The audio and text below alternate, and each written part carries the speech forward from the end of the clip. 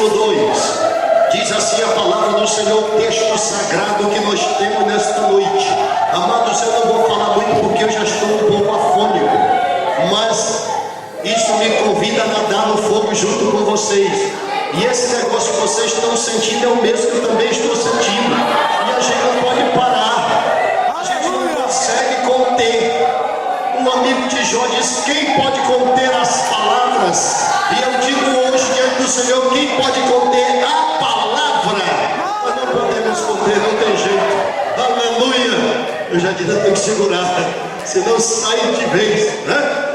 O versículo 2 diz: e apareceu-lhe o anjo do Senhor em uma chama de fogo do meio de uma sarça, e olhou, e eis que a sarça ardia no fogo, e a sarça não se consumia.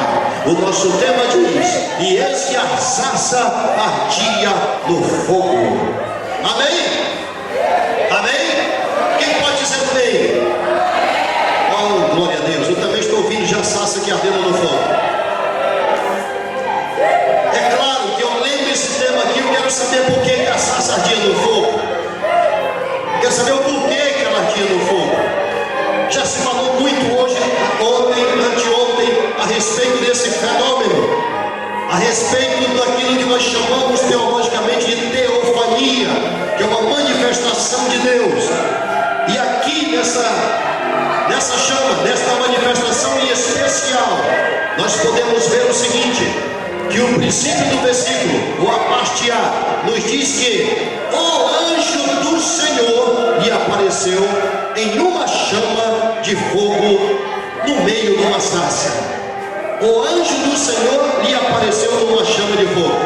Então quer dizer que o fenômeno foi causado por causa da presença do anjo do Senhor.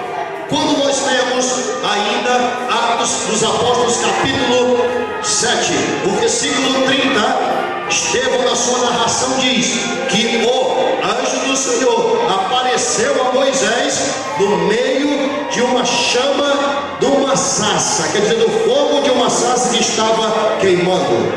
Então tudo isso aqui foi causado por causa da presença do anjo.